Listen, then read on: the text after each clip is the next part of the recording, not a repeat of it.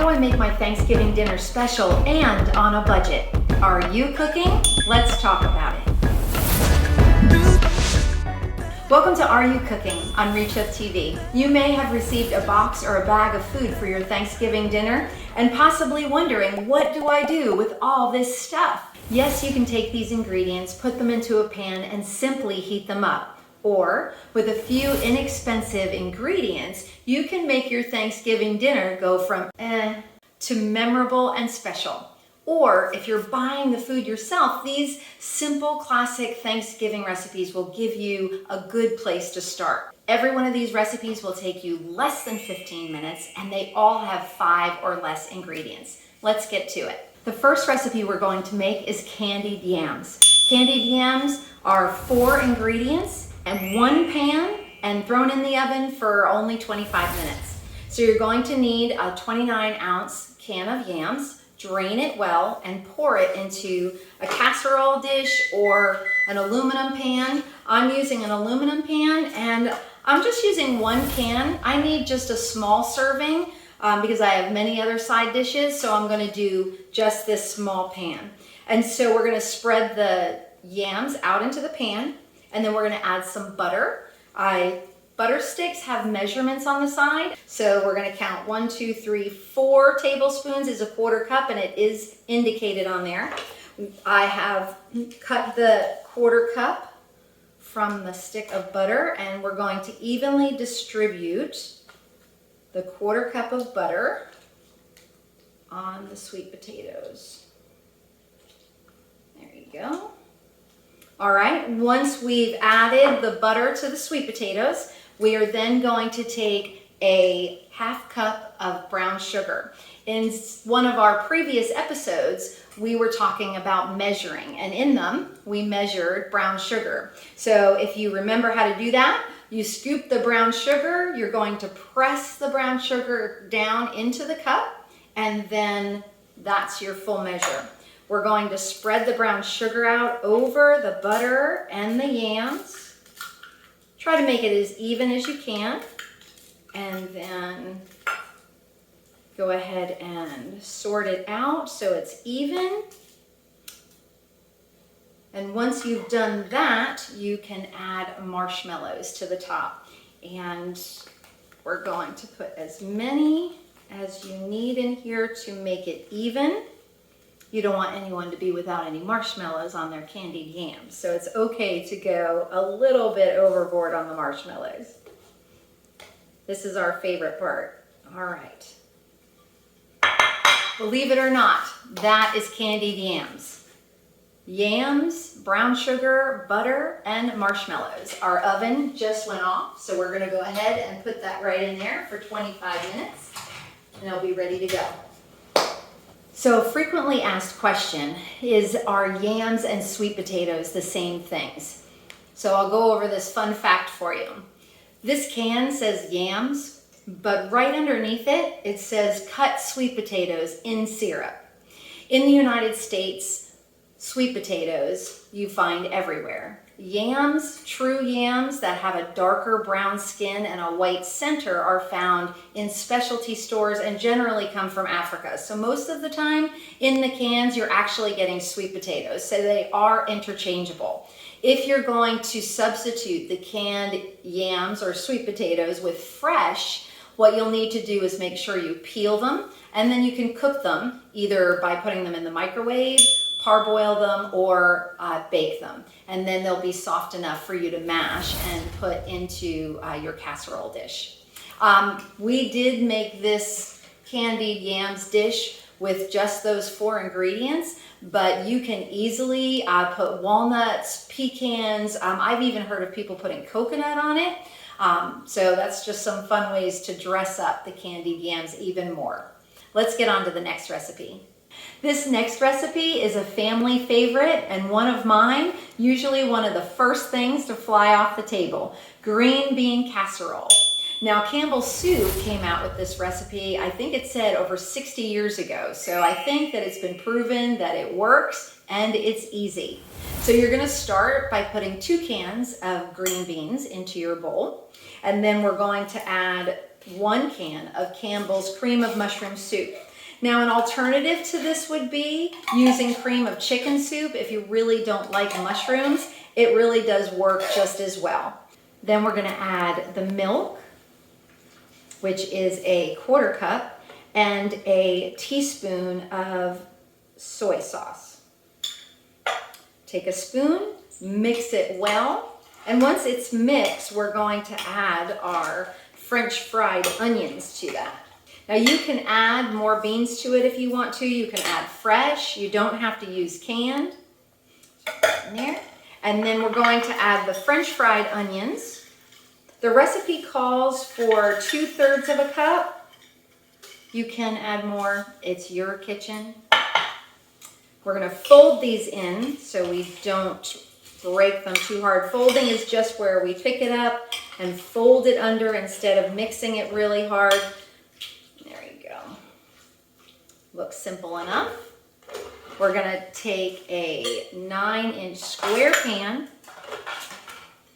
It does not need to be greased. And we're going to add it in here. An 8 or 9 will work. Spread it out so it's even. And what we're going to do is put this into the oven for about 25 minutes. And then once the timer goes off, we'll add more of the French fried onions to the top. I like to stir it up when the timer does go off just to make sure it's been cooking well. And I do add a little bit more than 2/3 cup on there. I like for everybody to get a lot of them. If you don't have French fried onions, because I love to improvise, you can use potato chips. So that will work. If you want to add a little bit of zing to the casserole, if you like spicy chips, I would go ahead and go for it. A lot of fun. So if you don't have those, there is an alternative. All right, green bean casserole, in the oven it goes. Right next to our candied yams. I love stuffing. It's my very favorite. I know when I go to my family's house, that is the one thing that takes up most of my plate. Some of my family does not like celery and onion in their stuffing, and so I created a different version.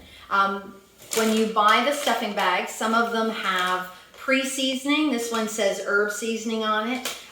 Also made with white and wheat bread. I like that one. And so the ingredients on the back, most of the time will read onions and celery that you saute and then add to the stuffing once you start incorporating all the ingredients. I'm going to bypass that part, and I'm actually going to make an apple walnut stuffing. So rather than saute celery and onions, I'm going to take the chopped up apples and I'm going to saute that in 2 tablespoons of butter. So I'm going to show you how we're going to do that today. In my pan, I've placed 2 tablespoons of butter. I'm making a smaller portion today, just half the bag. You'll actually find on the back of the stuffing bag, it'll give you 6 servings or 13 servings. So I'm just making the 6th serving. So this is 2 tablespoons of butter that we'll take over to the oven and melt. We're going to add some chopped apple. I've chopped almost all of it. I'm going to finish it now. The chopped apple does not need to be perfect. It can have all different size pieces in there. I kind of like to be surprised and be able to get some big pieces and small pieces. I love texture. And so we also are going to add some bouillon to the melted butter and let that boil. If you don't have chicken broth that's already prepared in the container, you can use these bouillon cubes. I tend to like to use these. They're cost effective and I always have them on hand. I found every time I needed chicken broth for something, I'd have to run out to the store. And so 1 cube equals 1 cup of broth. So just add a cup of boiling water, drop in the bouillon cube, it'll dissolve, and there you go. So I just wanted to show you that. Also is some walnuts that I chopped up, and I think that would be 1, 2, 3, 4, 5 ingredients for this recipe. So we're gonna go over to the oven, melt some butter, and get this together. Melt your butter in your saucepan, and once melted, try to keep your eye on it so it doesn't burn. You're going to add the amount of apples that you prefer to have in your stuffing. And I'm gonna take about a half a cup. And you're going to coat your apple with the butter and let it get tender for about 2 to 3 minutes. Once your apples have been cooking for 2 to 3 minutes, you're going to pour your chicken broth in and let it boil, just come to a boil very quickly.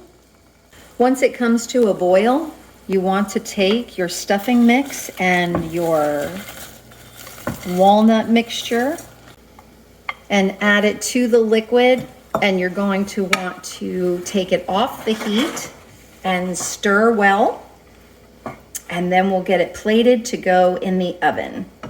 All right, so now that we've put everything into the pan, here we are, all the stuffing is complete. And some people don't want to take it another step from here. You can just serve the stuffing right out of the pot.